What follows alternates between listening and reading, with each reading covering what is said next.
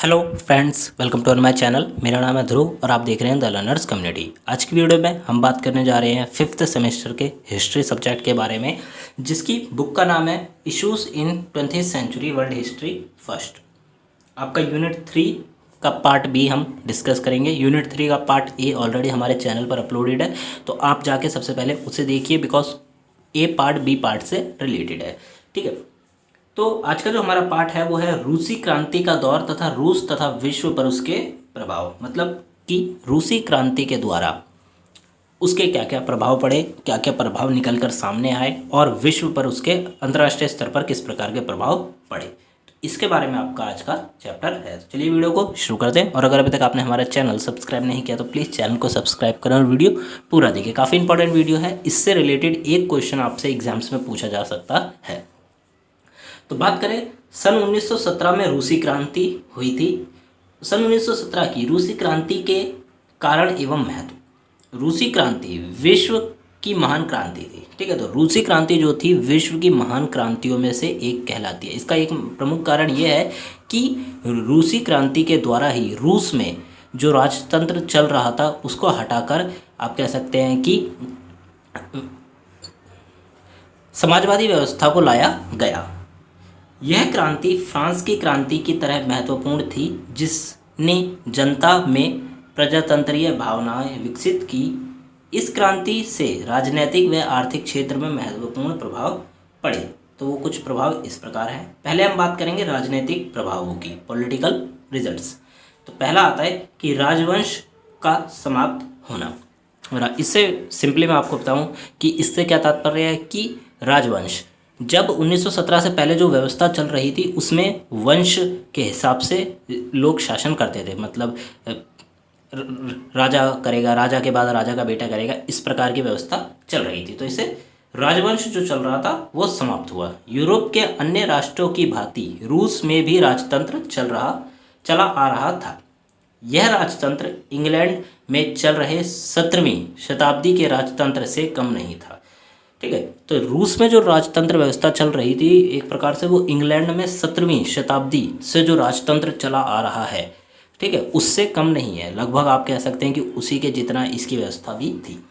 अंत इस क्रांति ने यहाँ की जारशाही, जार मतलब जार वहाँ का राजवंश है, ठीक है, जार निकोलस सेकंड रूस का अंतिम आप कह सकते हैं कि राजा था जिसने राजतंत्र में शासन किया, राजतंत्र व्यवस्था में शासन किया। तो जारशाही को समाप्त कर दिया।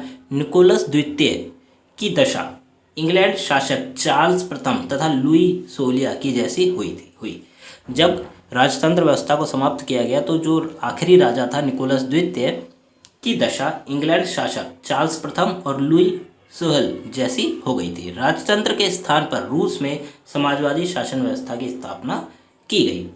मतलब है कि राजतंत्र को हटा दिया गया और उसके बाद समाजवादी व्यवस्था को लाया गया। इसके कुछ ऐसे भी कह सकते हैं कि राजतंत्र व्यवस्था में लोगों की जो स्थिति थी वो काफ़ी ज़्यादा खराब थी, इसीलिए लोगों ने क्रांति करके समाजवादी व्यवस्था को लाया गया, जहाँ पे सभी लोगों को समान माना गया और जितने भी लोग आप कह सकते हैं जिनकी खराब दशा थी उनके दशा में सुधार किए गए। नेक्स्ट पॉइंट आता है युद्ध की समाप्ति। प्रथम महायुद्ध जो 1914 में चला आ रहा था, वह युद्ध रूसी वासियों के लिए समाप्त हो गया था। ठीक है, समाप्त हो गया था एक प्रकार से, यहाँ पे समाप्त आएगा। क्या हो गया था, जो वर्ल्ड वॉर चल रही थी 1914 से 18 के दौर में, क्योंकि 1917 में रूसी क्रांति हुई तो 1914 से जो फर्स्ट वर्ल्ड वॉर चली आ रही थी वो रूसी वासियों के लिए समाप्त हो गई जब 1917 में क्रांति हुई। लेनिन ने जर्मनी के ब्रेस्ट-लिटोव संधि करके युद्ध की समाप्ति कर दी। एक प्रकार से रूस ने पूरी तरह से पल्ला झाड़ लिया था। अब रूस ने फर्स्ट वर्ल्ड वॉर से अपना जो हाथ है वो बाहर निकाल लिया था एक संधि करके। ठीक है, वो संधि का नाम था ब्रेस्ट-लिटोव संधि करके युद्ध की समाप्ति कर दी थी। इसका फल यह हुआ कि रूस के सैनिक व्यर्थ में युद्ध को जलाव से बच गए। अब जो फर्स्ट वॉर चल रही थी वो राजा के द्वारा, आप एक बार से इसे ऐसे समझिए कि जो राजा था जार निकोलस, उसने युद्ध में भाग लिया और अपने सैनिकों को भेजा व्यर्थ में ही, उसका कोई काम नहीं था एक प्रकार से। तो जब 1917 में रूसी क्रांति हुई और उसके बाद जब राजा को हटा दिया गया गद्दी से और समाजवादी व्यवस्था को लाया गया, तो युद्ध से रूस हट गया था पूरी तरह, और जो सैनिक युद्ध में जा रहे थे उनको जाने से रोक लिया गया, तो उनकी जान भी बच गई। फिर आता है तीसरा पॉइंट, पूंजीपति राष्ट्रों की नाराजगी। रूस ने जर्मनी के विरुद्ध युद्ध की घोषणा केवल मित्र राष्ट्रों की तुष्टि के लिए की थी। तो क्या है, रूस ने जो जर्मनी के विरुद्ध जो युद्ध की घोषणा करी थी वो केवल मित्र राष्ट्र की तुष्टि के लिए करी थी, क्योंकि उसके जो रूस के जो मित्र राष्ट्र थे उनकी तुष्टि के लिए, या फिर आप कह सकते हैं उनके सहारे के लिए जर्मनी के खिलाफ युद्ध की घोषणा करी थी। जब लेनिन ने मित्र राष्ट्रों से बिना पूछे संधि कर ली तो उनका नाराज होना स्वाभाविक था। तो जब लेनिन ने क्या करा, मित्र राष्ट्रों से बिना पूछे युद्ध एक संधि करी और युद्ध से हट गया, तो जितने भी देश थे उसके जो मित्र राष्ट्र थे वो स्वाभाविक रूप से नाराज हो गए। वे नहीं चाहते थे कि रूस जर्मनी से संधि कर ले। इसी कारण इंग्लैंड, फ्रांस व अमेरिका रूस के विरुद्ध हो गए थे। तो जर्मनी के साथ जब युद्ध की घोषणा करी और सडनली उसने बिना मित्र राष्ट्रों को बताए जर्मनी से ही एक संधि करी कि अब हम आपसे युद्ध नहीं करेंगे, तो इसका क्या बनता है कि जो बाकी देश जो मित्र राष्ट्र जर्मनी के विरुद्ध थे वो लोग अब किसके विरुद्ध हो गए, रूस के विरुद्ध हो गए थे। इसमें कौन कौन आता है, इंग्लैंड, फ्रांस, अमेरिका रूस के विरुद्ध हो गए। इसके अतिरिक्त जब रूस में साम्यवाद प्रबल होने लगा तो विश्व के सभी पूंजीवादी देश रूस के कट्टर शत्रु हो गए और शत्रुता आज भी विद्यमान है। तो जब रूस में जो आप कह सकते हैं कि साम्यवाद व्यवस्था, समाजवाद जो व्यवस्था है वो विकसित होने लगी, अच्छे से बनने लगी, लोगों का अच्छा जीवन चलने लगा, तब जो मित्र राष्ट्र थे, ठीक है, और जो पूंजीवादी व्यवस्था, आपको पता होगा कि पूंजीवादी और समाजवादी दोनों एक दूसरे की कट्टर विरोधी हैं। तो पूंजीवादी व्यवस्था के जितने भी देश थे वो रूस के कट्टर शत्रु बन गए, और ये जो आप कह सकते हैं कि शत्रुता आज भी कायम है। परंतु संयुक्त राष्ट्र अमेरिका के प्रेसिडेंट निक्सन ने रूस के साथ मैत्री संबंध स्थापित करने का प्रयास किया। पूंजीवादी साम्यवाद का संघर्ष आज भी विश्व में जारी है। रूस विश्व में एक शक्तिशाली राष्ट्र बन गया। तो पूरे विश्व में जब क्रांति हुई उसके बाद जब रूस की जो आप कह सकते हैं यूएसएसआर, ठीक है, यूएसएसआर क्रांति के बाद सामने आया, तो रूस क्या बन गया, पूरे विश्व में एक शक्तिशाली राष्ट्र बनकर सामने आया। 19वीं शताब्दी के अंत तक रूस एक शक्तिशाली देश माना जाता था, परंतु 1905 ईस्वी में जापान ने उसके इस गौरव को समाप्त कर दिया। तो क्या हुआ कि 19वीं शताब्दी तक तो के अंत तक रूस को काफ़ी आप कह सकते हैं कि शक्तिशाली देश माना जाता था, परंतु 1905 में जापान ने उसका जो गौरव था, उसकी जो रिस्पेक्ट थी वो समाप्त कर दी थी। इसके उपरांत रूस की गणना शक्तिहीन राष्ट्रों में की जाने लगी। तो एक प्रकार से आप कह सकते हैं कि जापान के साथ रूस का युद्ध हुआ और रूस उसमें काफ़ी बुरी तरह से हार गया, ठीक है। तो क्या हुआ कि जापान उससे ज़्यादा शक्तिशाली माना जाने लगा, तो रूस को शक्तिहीन, जिसके पास शक्ति नहीं है, शक्तिहीन राष्ट्र के रूप में राष्ट्रों में होने लगी। परंतु 1917 यहाँ पे 77 नहीं आया, 1917 की क्रांति के बाद वह विश्व की महान शक्ति बन गया। आज रूस पर आक्रमण करने की कोई सोच भी नहीं सकता। रूस पे कोई भी आक्रमण करने की वर्तमान में नहीं सोच सकता, बिकॉज उसके पास काफ़ी ज़्यादा पावर है, ठीक है, उसके पास अपने न्यूक्लियर पावर्स भी है, तो वो चाहे तो किसी से भी युद्ध करके उसे समाप्त कर सकता है। तो इसीलिए विश्व में कोई भी नहीं है जो उससे युद्ध करने की सोचेगा। पूर्व नेता ईस्टर्न बुक भी वही। इतिहासकार प्रियस का कहना है कि इस क्रांति के उपरांत सोवियत रूस आधुनिक विश्व में सबसे शक्तिशाली व महान राष्ट्र बनने लगा।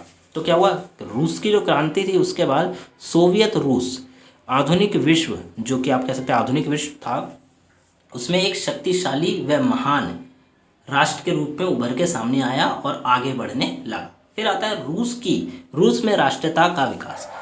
जार के शासन काल में रूसवासियों ने राष्ट्रीय भावना विशेष रूप से नहीं पाई जाती थी, ठीक है। तो जार का जब शासन चल रहा था तो रूस के जो लोग थे, जनता थी, उनमें राष्ट्र के प्रति कोई भावना नहीं थी। जापान से परास्त होने पर 1905 में जापान से परास्त हुआ, मतलब जापान से 1905 में रूस जंग हारा था, युद्ध हारा था। रूसवासी अपने शासन से दुखी होने लगे थे। यही कारण था कि रूस के सैनिक विश्व युद्ध में दिलचस्पी से नहीं लड़ रहे थे। वह हृदय से यही चाहते थे कि युद्ध समाप्त हो जाए। तो 1905 में जब जापान से रूस युद्ध हारा तो उसके बाद वहाँ के लोग उस व्यवस्था से काफ़ी ज़्यादा परेशान हो गए, क्योंकि वो राजतंत्र व्यवस्था थी। उसके बाद यही कारण था कि युद्ध में जो फर्स्ट वर्ल्ड वॉर में लोग जा रहे थे वो भी लोग युद्ध अच्छे से नहीं लड़ रहे थे। वो चाहते थे कि युद्ध समाप्त हो जाए, बिकॉज आप कह सकते हैं कि बेफालतू में युद्ध में जाना और अपनी जान गंवाना किसी को भी पसंद नहीं है। परंतु इस क्रांति के उपरांत रूसवासियों में राष्ट्रीयता की भावना उग्र रूप से प्रसारित हुई। प्रत्येक रूसी अपने राष्ट्र के लिए बड़े बड़े त्याग करने में अपना गौरव समझने लगा और इसी कारण द्वितीय विश्व युद्ध में वह अपने शत्रु पर विजय हुई। तो जब सेकेंड वर्ल्ड वॉर हुई, ठीक है, तो सेकेंड वर्ल्ड वॉर में जो रूस के जो लोग थे वो काफ़ी अच्छे से लड़े, ठीक है। और आप कह सकते हैं कि सेकेंड वर्ल्ड वॉर में जापान विरोधी में था और जापान और रूस एक प्रकार से आमने सामने थे। तो उस समय रूस के जो लोग थे, जो सैनिक थे, वो काफ़ी दिलचस्पी से लड़े, तभी वो जीत पाए। समानता की भावना का उदय। रूस में तत्कालीन असमानता के कारण ही यह क्रांति हुई थी, ठीक है। तो रूस में जो तत्कालीन असमानताएं थी, लोगों के बीच में असमानताएं, गरीब गरीब होता जा रहा है, अमीर अमीर होता जा रहा है, लोगों का जीवन जो था वो काफ़ी खराब होता चला गया। तो यही एक कारण बना रूस की क्रांति होने का। अंत, इस क्रांति की समाप्ति पर जनसाधारण में समानता की भावना का उदय हुआ। पूंजीपति व भूमिपति समाप्त कर दिए गए, ठीक है। तो जो लोग पूंजीपति थे और भूमिपति थे वो अब पूरी तरह से समाप्त हो गए थे। अब जितनी भी व्यवस्था थी वो राज्य के अंतर्गत थी, जमीन से लेकर जितना भी धन है सब राज्य के अंतर्गत होगा। सरकार में श्रमिक वर्ग व कृषक वर्ग का प्रभुत्व स्थापित हो गया। जार कालीन असमानताएं समाप्त हो गई थी। तो जार के काल में जो असमानताएं चल रही थी वो पूरी तरह से समाप्त हो गई थी। साम्यवाद का प्रादुर्भाव। आज विश्व में साम्यवाद का विस्तार दिनों दिन हो रहा है। इस साम्यवाद का प्रादुर्भाव इस क्रांति के परिणाम स्वरूप ही हुआ था। इस क्रांति के द्वारा ही कार्ल मार्क्स के विचार विश्व में प्रसारित हुए थे। यद्यपि अभी तक इसका विस्तार अधिक देशों में नहीं हुआ, तदपि इसका प्रभाव दिनों दिन व्यापक होता जा रहा है। पश्चिम के देश साम्यवाद से भयभीत हैं। तो देखिए, साम्यवाद का आप कह सकते हैं कि काफ़ी ज़्यादा विकास भी हुआ। जब 1917 में रूसी क्रांति हुई, उसके बाद जब साम्यवादी व्यवस्था विश्व के सामने आई कि इतनी बड़ी भी कोई साम्यवादी व्यवस्था हो सकती है, पूरे विश्व ने देखा, तो उसके बाद साम्यवाद का विस्तार होने लगा। अब क्या हुआ, तभी कार्ल मार्क्स जो है उनके विचार भी पूरे विश्व में प्रसारित हुए इसी क्रांति के द्वारा, वो चर्चा में आए। और जो यूरोप के जो लोग हैं, या फिर आप कह सकते हैं कि पश्चिम के जो लोग हैं, अमेरिका की तरफ के लोग, वो साम्यवाद व्यवस्था से डरते हैं, क्योंकि वो पूंजीवादी व्यवस्था को अपनाते हैं। फिर आता है सामाजिक प्रभाव क्या पड़े। समानता की भावना का उदय, जो कि हमने इससे पहले भी पढ़ चुके हैं। तो पॉइंट काफ़ी ज़्यादा आपको सेम ही मिलेंगे। आर्थिक में कुछ आर्थिक से रिलेटेड पॉइंट, समाज से रिलेटेड पॉइंट्स भी उसमें बन सकते हैं। वहीं सामाजिक में आप सामाजिक से रिलेटेड कोई भी पॉइंट बना के लिख सकते हैं। बस आपको पॉइंट का जो मेन पॉइंट है वो पता होना चाहिए। जैसे कि इसमें समानता की भावना का उदय है। सामाजिक असमानता इस क्रांति का मुख्य कारण थी। क्रांति के बाद रूस में नए समाज का उदय हुआ जो समानता की भावना पर आधारित था। पुरानी सामाजिक व्यवस्था समाप्त हो गई। पूंजीपति, धर्मपति, धर्माचार्य आदि तत्वों का उन्मूलन कर दिया गया। शासन सत्ता पर श्रमिक और कृषक वर्ग का जो आप कह सकते हैं प्रभुत्व कायम रहा। जारकालीन असमानताएं को समाप्त कर दिया गया। तो यही पॉइंट ऊपर भी था, यही पॉइंट नीचे भी। अब बात करें शिक्षा का विकास। क्रांति के बाद रूस में शिक्षा के क्षेत्र में अभूतपूर्व विकास हुआ। मतलब कि 1917 की रूसी क्रांति के बाद रूस में शिक्षा के क्षेत्र में काफ़ी अच्छा खासा विकास हुआ। जारकालीन शासन व्यवस्था में शिक्षा प्राप्ति का अधिकार एवं सुविधाएं कुछ ही परिवारों तक सीमित थी। अब देखिए कि जार का जब राजतंत्र व्यवस्था थी, जारकालीन जब व्यवस्था चल रही थी, उस समय कुछ ही लोगों को अधिकार था कि वो लोग शिक्षा प्राप्त कर सकते हैं, स्कूल्स में जा सकते हैं, ठीक है। क्योंकि एक प्रकार से आप कह सकते हैं राजतंत्र व्यवस्था में जो उच्च घराने के लोग होते हैं केवल उन्हें ही अधिकार प्राप्त होते हैं। जो निचले होते हैं, निचले घराने के लोग होते हैं, उनको ज़्यादा अधिकार प्राप्त नहीं होते। तो इसी प्रकार क्या था कि कुछ लोगों को अधिकार प्राप्त थे, परंतु क्रांति के बाद सरकार ने शिक्षा का काम अपने हाथों में ले लिया और निशुल्क तथा अनिवार्य शिक्षा की व्यवस्था को लागू कर दिया। परिणाम स्वरूप 1930 तक रूस के की 90% जनता शिक्षित हो गई थी। तो अब देखिए कितनी बड़ी संख्या में 1930 तक रूस की 90% अराउंड 90% लोग पढ़ चुके थे, पढ़े लिखे हो चुके थे। तो रूस ने अपने शिक्षा के क्षेत्र में काफ़ी अच्छे से काम किया। स्त्रियों की स्थिति में सुधार। क्रांति के फलस्वरूप रूस में जो स्त्रियां थीं उनकी स्थिति में क्रांतिकारी परिवर्तन आया। क्रांति के बाद रूस में जो जितने भी औरतें महिलाएं थीं उनकी स्थिति जो कि दयनीय थी उसमें काफ़ी ज़्यादा सुधार आया। अब उनका कार्य क्षेत्र घर की चार दीवारियों तक सीमित ना रहा। मतलब कि जार जो व्यवस्था थी राजतंत्र व्यवस्था के दौरान औरतों को केवल घर तक ही सीमित रखा गया, परंतु जब क्रांति हुई तो उसके बाद उनका जो कार्य क्षेत्र है, कार्य करने का जो क्षेत्र है वो चार दीवारी से भी बाहर आ चुका था। वे कारखाने, सरकारी कार्यालयों और सेना में भी काम करने लगी थी। तो औरतें जो थी वो कारखानों में भी, फैक्ट्रियों में, कंपनियों में, ठीक है, साथ में सरकारी कार्यालय जो गवर्नमेंट ऑफिस है उसमें, और साथ में सेना में भी काम कर रही थी। आर्थिक दृष्टि से वे आत्मनिर्भर बन गई थी और राजनीतिक क्षेत्र में पुरुष के समान सक्रिय भाग लेने लगी थी। मतलब पुरुषों के जितना पुरुष भाग ले रहे थे उतना ही महिलाएं भाग ले रही थी। रूसी स्त्रियों की स्थिति में जो सुधार आया उसका प्रभाव एशिया अफ्रीका स्त्रियों पर विशेष रूप से पड़ा। वे भी राष्ट्रीय आंदोलन में सक्रिय हुई। फिर आता है आर्थिक प्रभाव क्या पड़े। तो आर्थिक प्रभाव को देखते हैं कि सामंतों और पूंजीवादियों का सफाया। तो 1917 में जो क्रांति हुई, जैसा कि मैं इससे पहले भी ऊपर पॉइंट में बता चुका हूँ राजनीतिक में, कि सामंत जो थे या फिर जो बड़े बड़े लोग थे अमीर, उनका सफाया हो गया था रूस से।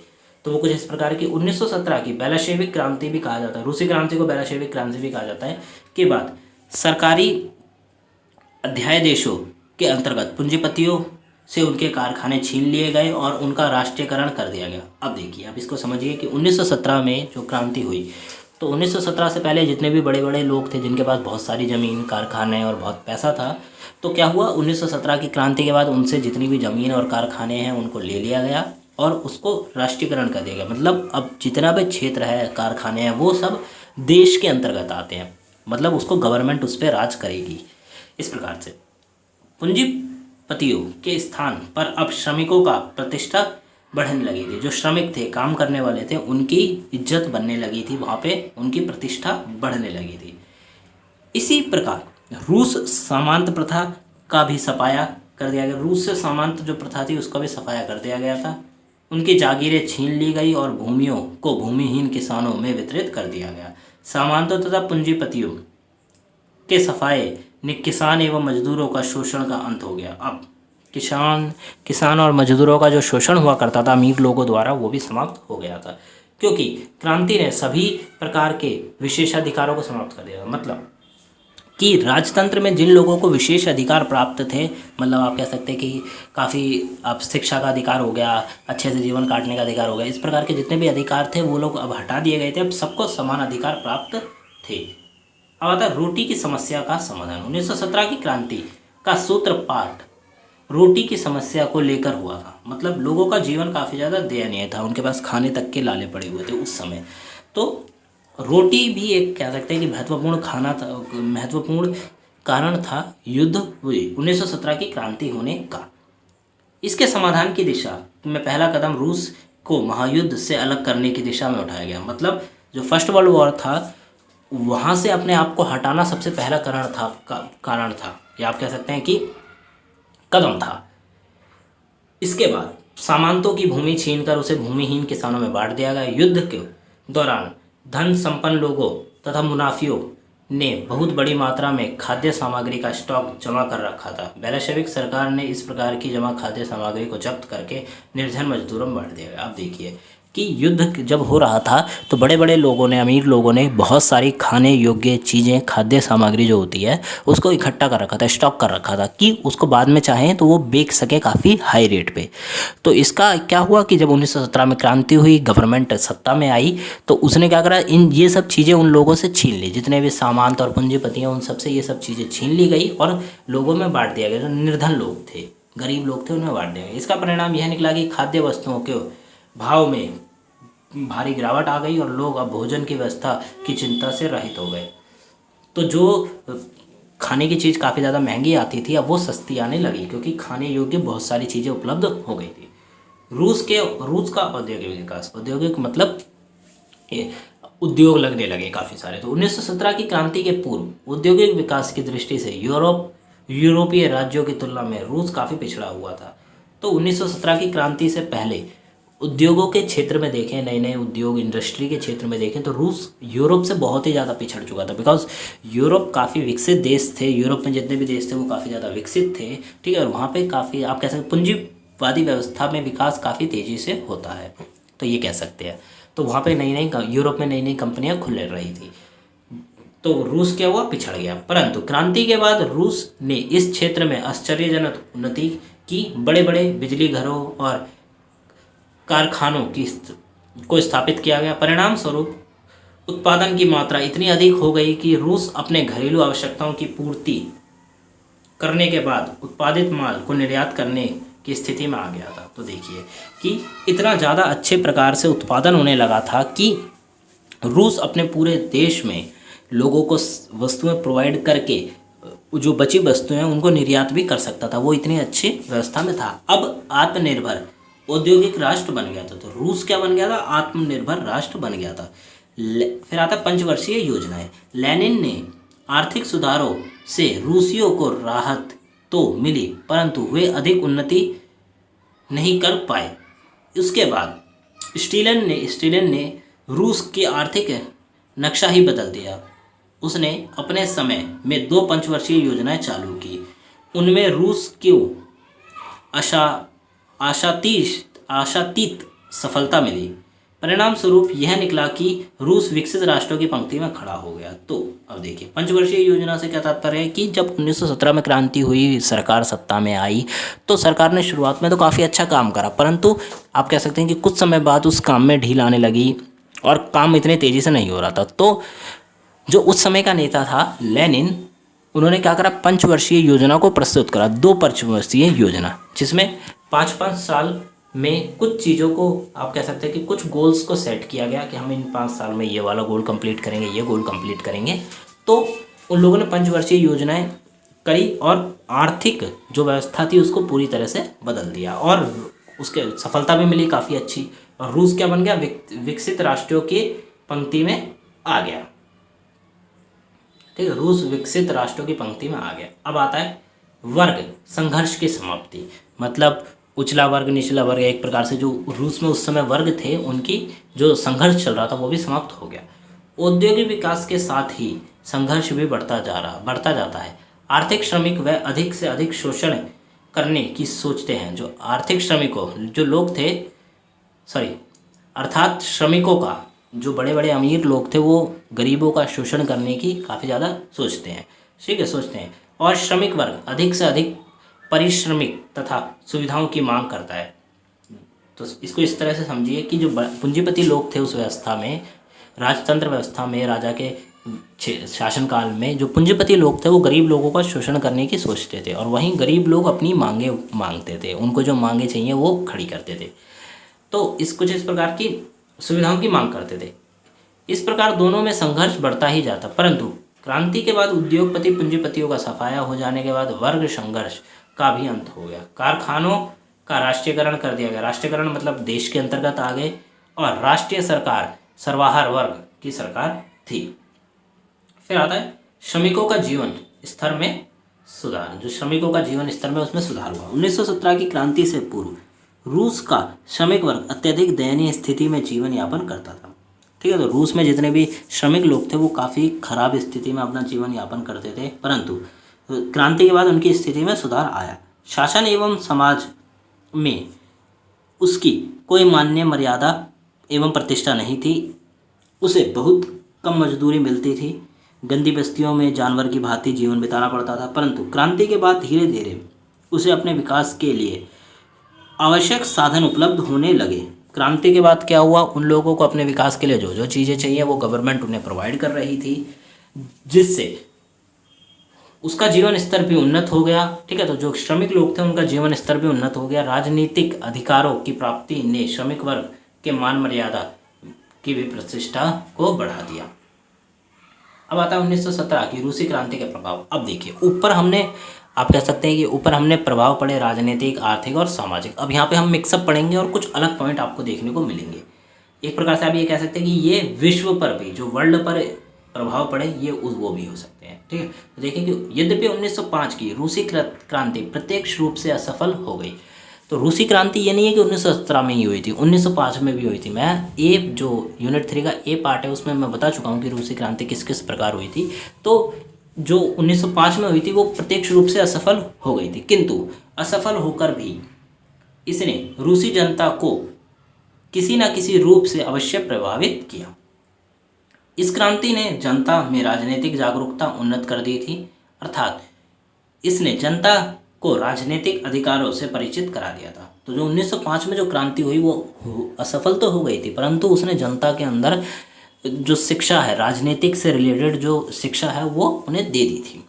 उनके अंदर राजनीतिक जागरूकता उत्पन्न कर दी थी, अर्थात ठीक है, परिचित करा दिया था। अब उसे जनतांत्रिक शासन तथा मताधिकार का ज्ञान हो गया था। तो जो जनता थी उसे जनतांत्रिक शासन और मताधिकार, वोटिंग का जो ज्ञान था वो हो गया था। अंत उसने रूस में लोकतंत्रात्मक शासन स्थापित कर सत्ता अपने हाथ में लेना चाहा, जिसके लिए उसने एक बार पुनः क्रांति करने का मन बनाया। इसके अलावा 1905 की क्रांति में जो कमी या भूल हो गई थी उसका अनुभव का पूरा लाभ उठाते हुए जनता ने 1917 में सुनियोजित एवं व्यवस्थित क्रांति की, जो अपने लक्ष्यों में पूर्णतः सफल रही। 1905 में जो क्रांति हुई और जो असफल हुई, उसके कारण जो भी उसके कारण थे वो लोगों को पता थे। तो उन कारणों को ध्यान में रखते हुए एक सुनियोजित, मतलब पहले से नियोजित करी हुई क्रांति की गई और 1917 में क्रांति सफल हुई, जो कि पीछे 1905 की क्रांति का योगदान निश्चित रूप से था। अब आता है पहला पॉइंट, प्रथम विश्व युद्ध और रूस पर क्या प्रभाव पड़े। 1914 में जब प्रथम विश्व युद्ध प्रारंभ हुआ तब जार ने इसे एक पवित्र युद्ध का नाम देकर विश्व का ध्यान आकर्षित किया, ताकि वह जारशाही के विरुद्ध अपने असंतोष को भूला जाए। लेकिन जब विश्व युद्ध में रूस की पराजय की खबर लगातार आने शुरू हुई तो रूसी जनता का असंतोष पुनः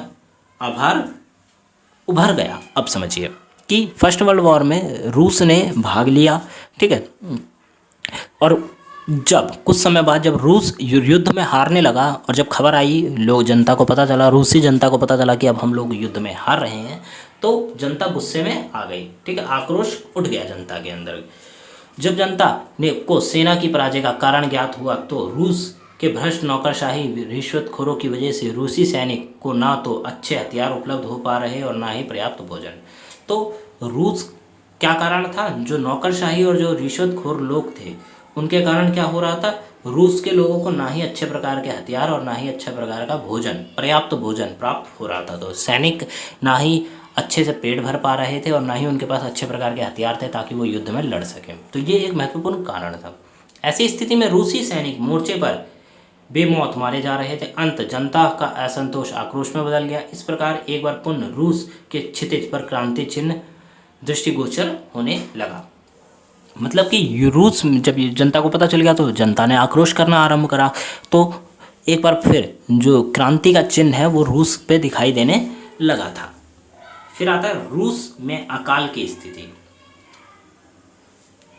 प्रथम विश्व युद्ध में रूसी सेना की निरंतर पराजय से रूसी सेना के सैनिक का नित्यांत अभाव हो गया था। अब जब फर्स्ट वर्ल्ड वॉर में काफ़ी ज़्यादा सैनिक मर गए तो सैनिकों का अभाव होने लगा।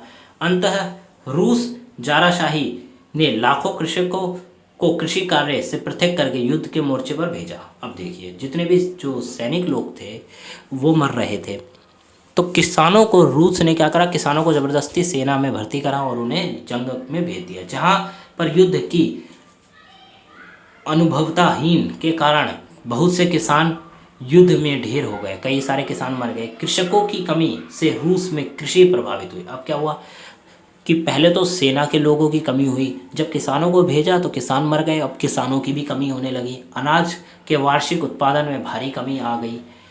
इससे रूस में अकाल की स्थिति निर्मित हो गई। तो अब क्या हुआ, जब अनाज की कमी आएगी तो रूस में क्या हुआ, अकाल बनने लगा। इसके अतिरिक्त युद्ध के कारण यातायात का साधन भी नष्ट हो गए, जिससे गांवों का अनाज बड़े बड़े नगरों में नहीं पहुंच पा रहा था।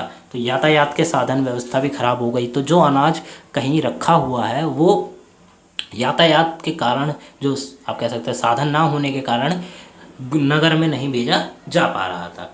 ऐसी स्थिति में लोग भूखे मरने लगे। रोज़मर्रा की ज़िंदगी में उपयोगी वस्तुओं का सर्वत्र अभाव हो गया। दैनिक जीवन में जो भी चीज़ें यूज़ होती हैं उनका अभाव होने लगा। इससे वस्तुओं के मूल्य में आसमान छूने लगे। मतलब कि वस्तुओं का जो रेट है, चीज़ों का जो रेट है वो काफ़ी ज़्यादा हाई होने लगा, क्योंकि पीछे से जब सप्लाई हो नहीं रही है तो डिमांड का रेट बढ़ जाएगा। निर्धन व्यक्तियों का जीवन निर्वाह करना दुर्भर हो गया। रूस के शत्रु रूस में सर्वत्र दुर्भिक्ष के लक्षण दिखाई देने लग गए। यद्यपि वास्तविकता यह थी कि बाजार में वस्तुओं का इतना अधिक अभाव नहीं था जितना कि दिखाई दे रहा था। इसके पीछे मूल कारण था कि मुनाफेखोर और पूंजीपतियों ने प्राथमिक उपयोगी वस्तुओं को बाजार में लोप करवाकर अधिक कीमतों पर चोर बाजार में वस्तुओं के रूप में बेचा। अब देखिए कि वस्तुओं की कमी तो नहीं थी, परंतु जितनी दिखाई जा रही थी, एक प्रकार से कि जो पूंजीपति लोग हैं, ठीक है, जिनके पास आप कह सकते हैं कि जो अनाज है या फिर जो भी वस्तुएं हैं वो उनके पास आती हैं और फिर वो वहाँ से सप्लाई कराते हैं, तो उन लोगों ने उन चीज़ों को चोरी करा, ठीक है, और चोर बाज़ार में बेच दिया, किस बड़े मुनाफे के लिए, बड़े राशि पे। तो बाज़ार में चीज़ों की कमी तो होने लगी थी। यदि जारशाही की नौकरशाही भ्रष्ट ना होती तो ऐसी स्थिति में नियंत्रित किया जा सकता था, ठीक है। तो जारशाही जो व्यवस्था है, अगर वो अच्छी होती तो ऐसी स्थिति को ठीक किया जा सकता था। लेकिन जारशाही की सरकार इस दशा में सर्वत्र असफल रही। ऐसी हालत में जनता का आक्रोशित होना स्वाभाविक था। अंततः आक्रोशित जनता ने निरंकुश जारशाही के तख्ते को उखाड़ फेंकने का दृढ़ संकल्प कर लिया था। तो जनता ने क्या करा, अब जनता ने मन बना लिया था कि अब हम जार व्यवस्था को हटा देंगे। लेकिन दूसरी तरफ जार और उसके सलाहकार इस स्थिति के प्रति पूर्णतः उदासीन थे। वे भोग विलास तथा सत्ता शक्ति के मद में इतने अधिक मस्त थे कि उनके पास इन समस्याओं पर विचार करने का भी समय नहीं था। तो जो भी जार के जो लोग थे, जो भी सत्ता चलाते थे, वो लोग अपने जीवन को इतने, आप कह सकते हैं, लोभ जो कर रहे थे अपने जीवन का इस प्रकार कि उन्हें इतना भी नहीं पता था कि उनकी जनता के साथ क्या हो रहा है और क्या जनता की हालत है। तो मेन कारण ये रहा कि वो लोग निरंकुश हो गए थे। तो जनता ने आक्रोश में क्रांति करी और जार की व्यवस्था को हटा फेंका। फलत रूसी जनता ने एक बार फिर 1917 की जारशाही के विरुद्ध क्रांति की बीड़ा उठाने के लिए तत्पर हो उठी। तो जनता ने क्या करा, क्रांति करी और जार की पूरी व्यवस्था को वहाँ से हटा दिया। तो देखिए ये है आपका यूनिट 3 का बी पार्ट। हो सकता है इसमें कुछ पॉइंट छूट गए हो, अगर आपको लगता है तो प्लीज़ आप हमें कमेंट बॉक्स में ज़रूर बताएं, हम उन पॉइंट्स को भी कवर करेंगे। तो मेन जो पॉइंट है वो है कि रूसी क्रांति के क्या क्या प्रभाव पड़े, तो वो मैंने आपको बता दिया। 3 प्रकार के प्रभाव बताए और उसके बाद जो विश्व पर उसके क्या प्रभाव पड़े और रूस के ऊपर बड़े बड़े क्या प्रभाव पड़े वो भी मैंने आपको बता दिया। तो ये थे आपके नोट्स। ये नोट्स आपको जल्द से जल्द हमारे वेबसाइट पे भी देखने को मिल जाएंगे, तो आप वेबसाइट पे भी जाकर चेकआउट कर सकते हैं। अगर अभी आपको कुछ समझ नहीं आया तो आप हमसे कमेंट बॉक्स में पूछ सकते हैं। जितना जल्दी हो सकेगा हम नोट्स बना के अपलोड कर रहे हैं। काफ़ी बच्चों के कमेंट्स आ रहे हैं कि सर और भी सब्जेक्ट के अपलोड करिए। हम उन नोट्स पे भी काम कर रहे हैं, जैसे ही कंप्लीट होते हैं हम आपको जल्द से जल्द वीडियो आपको प्रोवाइड करेंगे। तो आपको वीडियो कैसी लगी आप हमें जरूर बताएं कमेंट करके। वीडियो अच्छी लगी तो प्लीज़ वीडियो को एक लाइक ज़रूर करें, जितना हो सके वीडियो को शेयर करें। आपके पास काफ़ी ग्रुप्स होंगे, जितने आप ग्रुप्स में हैं, व्हाट्सएप ग्रुप हो गया, बाकी ग्रुप्स, उन सब में इसको शेयर जरूर करें। काफ़ी मेहनत लगती है नोट्स बनाने में और वीडियो बनाने में, तो प्लीज़ एक लाइक ज़रूर करें। डिस्क्रिप्शन बॉक्स में टेलीग्राम का और हमारे इंस्टाग्राम का भी लिंक दिया गया है, आप वहाँ जाके हमसे फॉलो कर सकते हैं। आपको अगर कोई डाउट है तो आप वहाँ पे भी हमसे पूछ सकते हैं। वेबसाइट का भी लिंक डिस्क्रिप्शन बॉक्स में है, तो आप जाके चेकआउट कर सकते हैं प्रीवियस नोट्स को। मिलते हैं अगली वीडियो में। Thanks for visiting on my channel guys.